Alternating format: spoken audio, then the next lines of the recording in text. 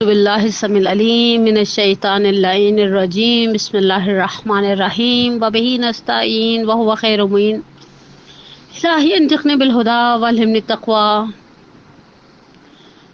اما بعد فقد قال اللہ تبارک و تعالی فی احسن کتابہ وہو اصدق القائلین بسم اللہ الرحمن الرحیم یا ایھا الذین آمنوا کتب علیکم الصیام کما کتب علی الذین من قبلکم لعلکم تتقون۔ سب سے پہلے تو پروردگار کا شکر ادا کرتے ہیں۔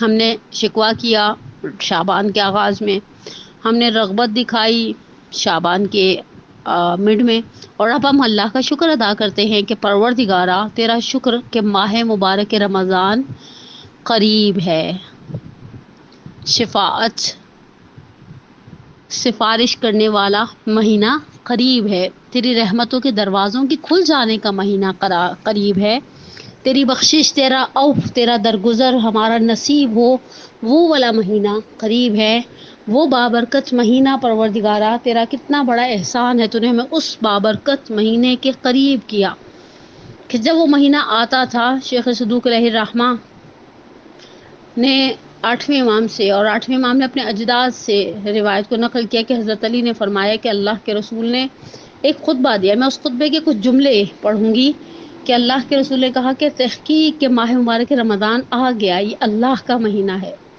برکت رحمت گناہ سے مغفرت کا مہینہ ہے، اللہ کے نزدیک بہترین مہینہ ہے، اس کے دن بہترین اور اس کی راتیں بہترین ہیں، تم اس مہینے میں اہل کرامت ہو، کتنی بڑی شرف ہے۔ آپ کو پتہ ہے کہ صاحب کرامت ہونا خدا نے کن لوگوں کے مقدر میں کیا ہے؟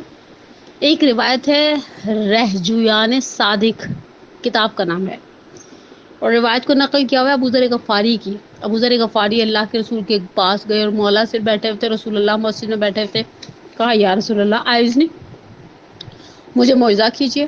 اللہ کے رسول نے کہا یا ابا ذر انت اکرم انت منا اہل البیت، ابا ذر تم اہل کرامت ہو، تم ہم اہل بیت میں سے ہو،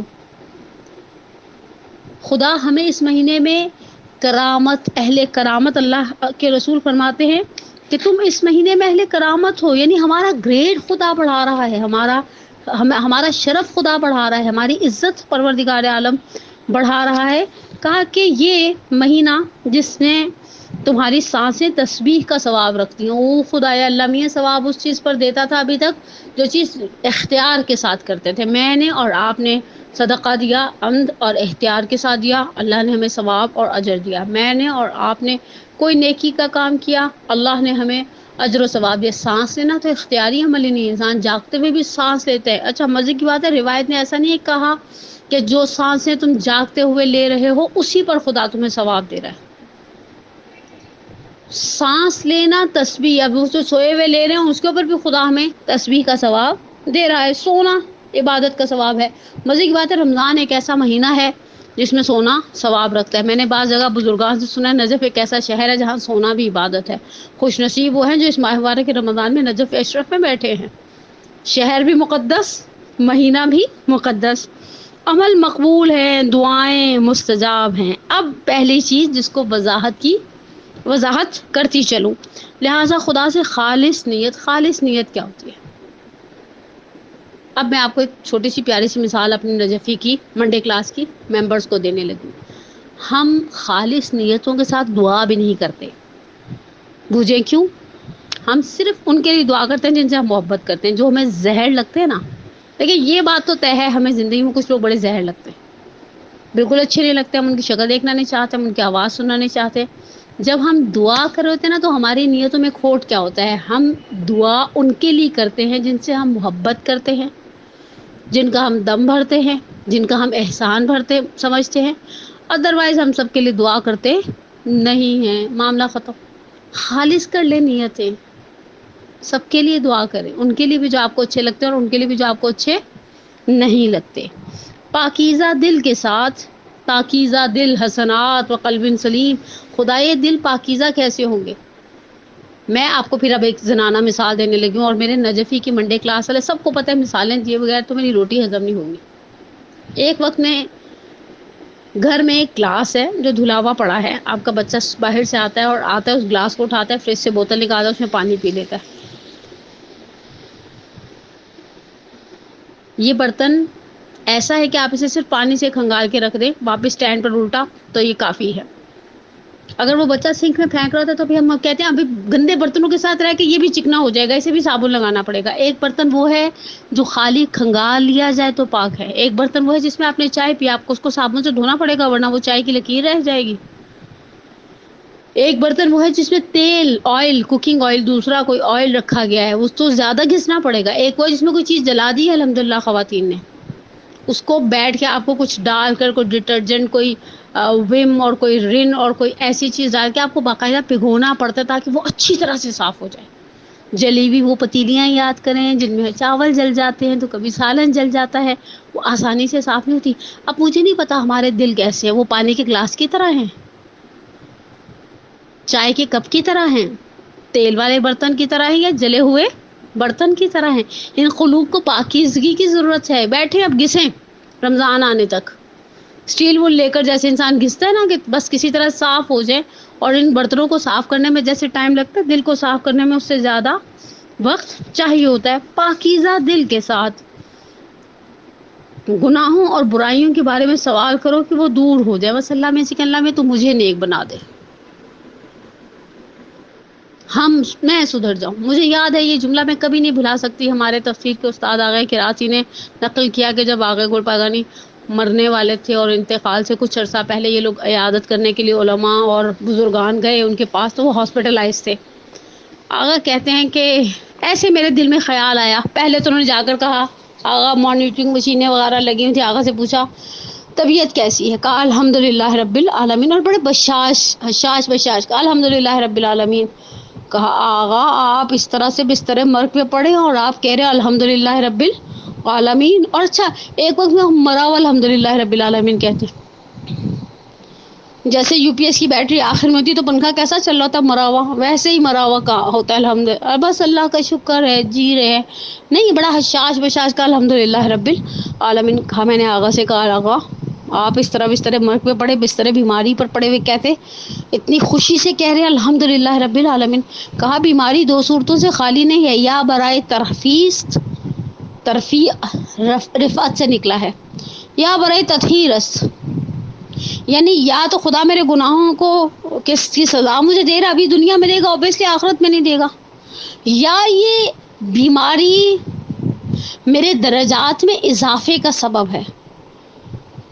ترفیع رفعت بلندی سے نکلا ہے. دونوں صورتیں شکر کا تقاضا کرتی ہیں، یعنی انسان کو دونوں حالتوں میں شکر ادا کرنا چاہیے. کہا کہ میں نے پھر آغا سے سوال کیا کہ آغا ایک بات بتائے، آپ نے اتنے سال خدمت کی اسلام کی، اتنی آپ نے مثلا تشیعوں کو نفع پہنچایا، آپ نے یہ کیا، آپ نے یہ کیا، آپ نے یہ کیا، اگر اللہ میاں ابھی فرشتوں کو بھیج اور کہے محمد رضا گل پاگانی ایک دعا بتاؤ اس وقت اس بیماری کے عالم میں تمہاری صرف ایک ہی دعا قبول کروں گا، لمبی چوڑی لسٹ نہیں چاہیے اس وقت، اللہ کو ایک دعا بتاؤ جو تم خدا کی بارگاہ میں کرنا چاہتے ہو. تو کہا آغا مجھے یہ بتا دے کہ وہ ایک دعا کیا ہوگی. کہا آغا کراچی کہتے ہیں آغا محمد رضا گل پاگانی مرحوم علی اللہ مقاموں نے بے ساختہ صرف ایک جملہ کہا، میں خدا سے کہوں گا میرا خاتمہ بالایمان فرما، وَلَا تَمُوتُنَّ إِلَّا وَأَنْتُمْ مُسْلِمُونَ. حضرت یعقوب نے اپنی آل اولاد کو جمع کر کے کیا کہا تھا، دیکھو مرنا نہیں مگر مسلمان مرنا. تو خدا سے اس مہینے میں انسان مانگے، یہ مہینہ ویسے ہی مانگنے کا مہینہ ہے کہ پروردگارہ وہ دور ہوں، توفیق عطا کر. اچھا خدا سے توفیق مانگے، توفیق کیا ہے؟ امیر المومنین علی علیہ الصلوۃ والسلام کا ایک بڑا ہی خوبصورت جملہ ہے کہ آسمان سے کوئی چیز توفیق سے زیادہ بابرکت نازل نہیں ہوئی. توفیق کیا ہوتا ہے؟ وہ جو ہمارے اندر، دیکھیں اللہ میاں نے ہمت سب کو دی ہوتی ہے، طاقت بہت سو کو دی ہوتی ہے، صحت اور فراغت بہت سو کو دی ہوتی ہے. ایک کوئی اچھا کام کر جاتا ہے، ایک اس اچھا کام کرنے سے محروم رہ جائے. یہ جو اندر کا ایک موٹیویشن ہے اچھا کام کرنے کا، اسے پیار سے توفیق کہا جا سکتا ہے. آسمان سے کوئی چیز توفیق سے زیادہ بابرکت نازل نہیں ہوئی. اللہ کے رسول کہتے ہیں خدا سے دعا مانگے، انسان سوال کرے کہ خدا مجھے توفیق دے، پروردگارہ تو توفیق دے گا تو میں اچھے کام کروں گی۔ توفیق مانگنی پڑتی ہے، جس طرح باقی نعمتیں ہم مانگتے ہیں، ہم بڑا گھر مانگتے ہیں، اچھی گاڑی مانگتے ہیں، حج و زیارات مانگتے ہیں، ہم توفیق مانگے اللہ میں مجھے توفیق دے کہ میں اچھے اچھے کام کر جاؤں۔ اور اہل بیت کی دعاؤں میں آپ کی کو ائمہ کی بعض ڈیمانڈز بھی ملے گی، بڑی پیاری ڈیمانڈز ہیں، انسان سوچتا ہے یہ تو ہم نے کبھی مانگا ہی نہیں۔ مثلا ایک جگہ خود امیر المومنین سے بھی اس جملے کو نسبت دی جاتی ہے، امام سجاد علیہ السلام سے بھی اس جملے کو نسبت دی جاتی ہے، اللہم اجعلنی ممن تنتصر بہ لدینک ولا تستبدل بی غیری۔ خدایا مجھے ان میں سے قرار دے جو تیرے دین کی نصرت کرتے ہیں اور میرے علاوہ یہ کام کسی اور سے نہیں لینا۔ مولا کہتے ہیں کہ توفیق، دین کی خدمت کی توفیق، دین کے مددگار بننے کی توفیق، کا توفیق عطا کرے روزہ رکھنے کی، تلاوت قرآن کرنے کی۔ بدبخت ہے وہ شخص جو اس مہینے میں خدا کی بخشش سے محروم ہے، بدبخت ہے، کتنا بدنصیب ہے، اس مہینے میں نہیں منوایا تو کب منوایا۔ میں آپ کو ایک پھر زنانہ سی مثال دینے لگی ہوں، جن کے بھائی شادی شدہ ہے ان کو یاد آئے گا۔ بھائیوں کی شادیوں کا موقع دینا، بہنیں بڑی لوٹنے کے چکر میں رہتی ہیں۔ پروردگار انشاءاللہ ہم سب کے بہن بھائیوں کو اپنی حفظ و امان میں رکھے، اور جناب زینب کبریٰ کے بھائیوں کے صدقے میں اگر ہمارے درمیان، ہمارے اسپیشلی میں اپنے نجفی ممبرس کے لیے ہمیشہ دعا گو رہتی ہوں کہ اگر خدا سے کوئی بہن ایسی ہے جس کا بھائی پریشان ہے، پروردگار بحق محمد وعلی محمد اس کی پریشانی کو دور فرمائے۔ کہا کہ جب شادی کا موقع ہوتا ہے نا تو بہنیں نیک کے نام پر یہ مجھے جوڑا بنوا کر دو، یہ کر کے دو، اس کو پتا ہوتا ہے اس وقت بھائی دینے کے موڈ میں ہے۔ ہم دنیا کے رشتوں کو جانتے ہیں کون کس وقت دینے کے موڈ میں ہے۔ اللہ ماہ مبارک رمضان میں دینے کے نہیں، جسے کہیں نا بے دریغ دینا چاہتا ہے، بس ہمارے کاسے بڑے ہونے چاہیے، ہمارے برتن بڑے ہونے چاہیے۔ میں نے پہلے بھی ایک نجفی والوں کو مثال دی تھی، تقریباً 3 سال پہلے ماہ مبارک رمضان تھا،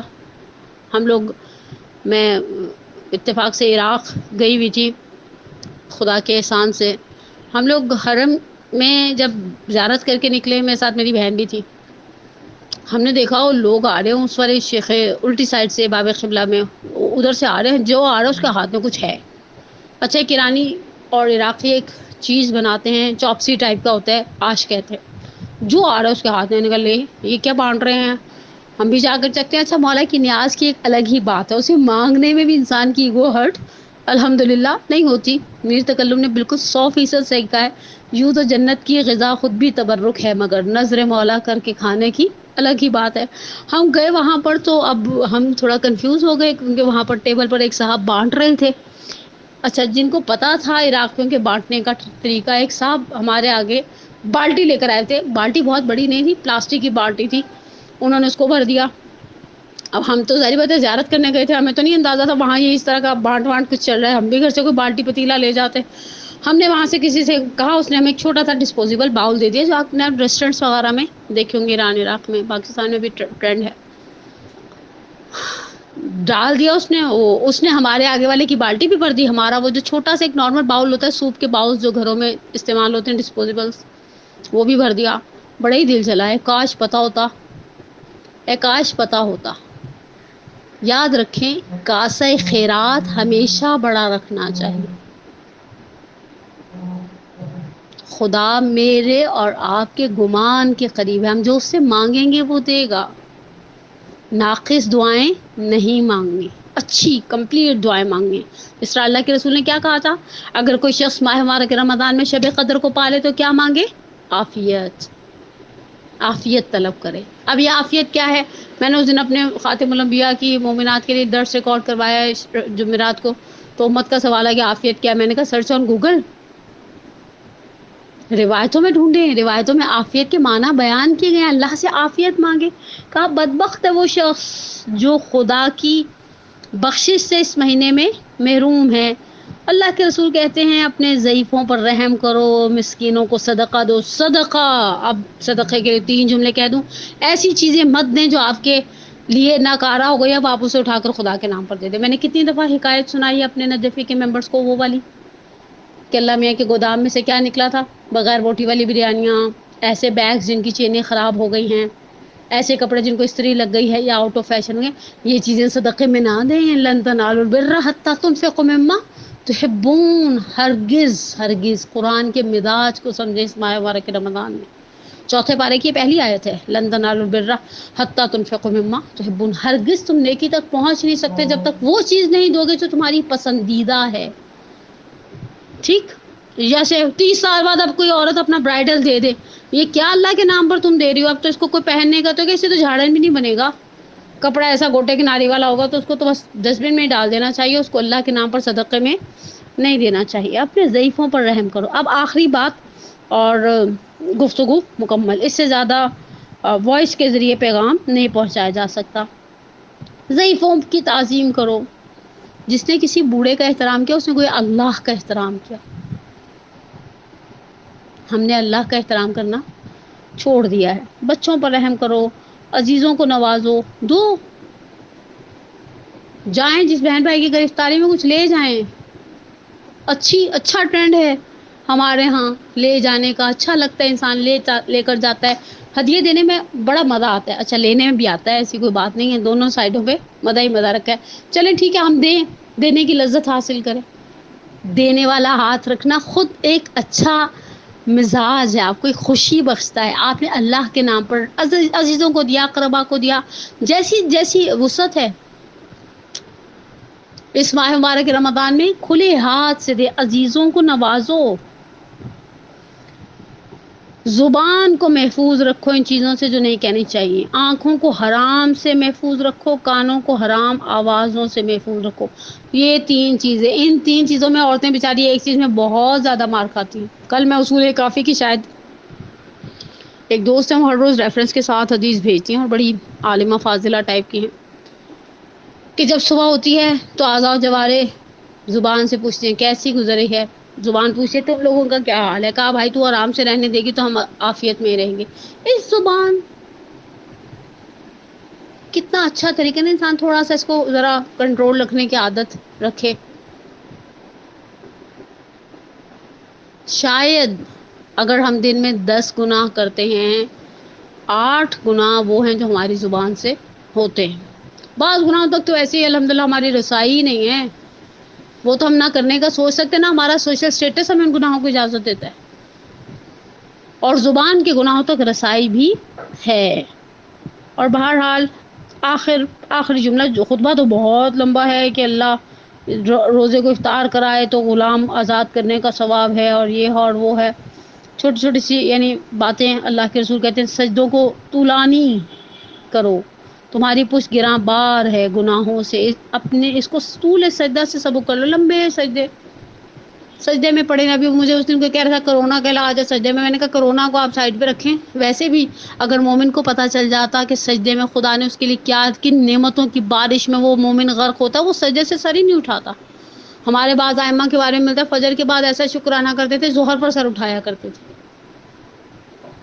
پروردگارا تو نے کہا اس مہینے میں یتیموں کے ساتھ مہربانی کرو، تاکہ تمہارے یتیموں کے ساتھ تمہارے بعد مہربانی کی جائے. توبہ کرو خدا کی طرف، ہاتھوں کو خدا کی بارگاہ میں بلند کرو دعا کے لیے نماز کے اوقات میں، کیونکہ اوقات نماز بہترین ساعات ہیں. خدا ان وقتوں میں نظر کرتا ہے رحمت کے ساتھ اپنے بندوں کی طرف. وہ مناجات کرتے ہیں جواب دیتا ہے، وہ پکارتے ہیں لبیک کہتا ہے، دعاؤں کو قبول کرتا ہے. پروردگارا یہ وہ مہینہ ہے کہ جس مہینے میں تو نے اجر و ثواب کو بے تحاشا بڑھا دیا، جس مہینے میں تو نے کہا کہ تو نے چاہا کہ ہم اپنے سیلف کنٹرول کو ڈیولپ کریں، روزے کے ذریعے، دوسری چیزوں کے ذریعے اپنے آپ کو گناہوں سے بچائیں.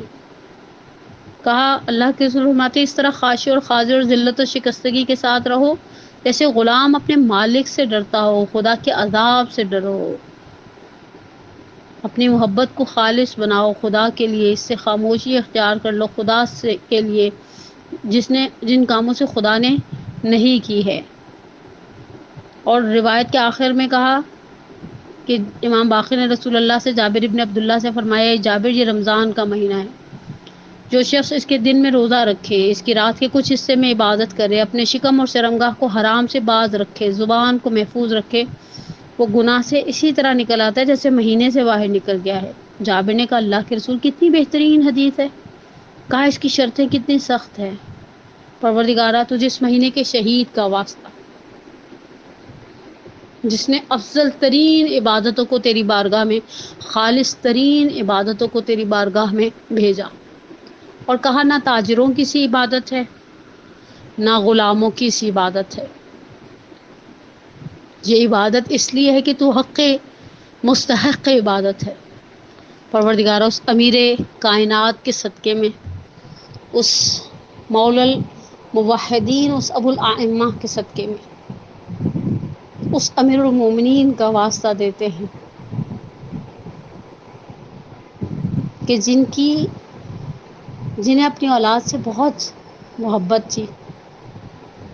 میں نے لاسٹ منڈے کو اپنی نجفی کی بہنوں کی خدمت میں، اپنی ماؤں کی خدمت میں امیر المومنین کی اس وصیت کا جملہ نقل کیا جو انہوں نے امام حسین سے ارشاد فرمایا تھا۔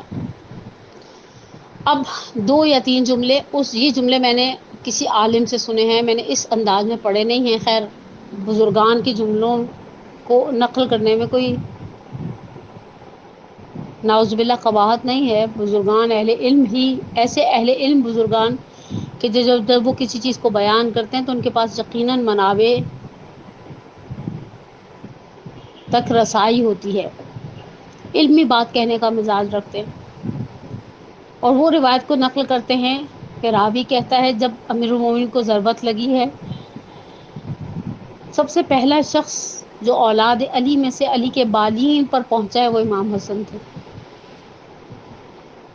امام حسن نے دیکھا بابا کا چہرہ خون سے سرخ ہو رہا ہے۔ مسجد میں مسلمانوں نے، صحابہ نے مولا کے سر پر کس کے پٹی باندھی ہے، سر پر ضربت لگ چکی ہے، فرق مبارک دوپارہ ہو چکا ہے۔ آپ سب جانتے ہیں عمر ابن اثیر کو بلایا تھا امام حسن نے، کوفے کا بہترین جراح تھا، اور اس نے آ کر کہا تھا امام حسن سے مولا سے کہ وصیتیں کر لیں، زہر خون تک پہنچ گیا۔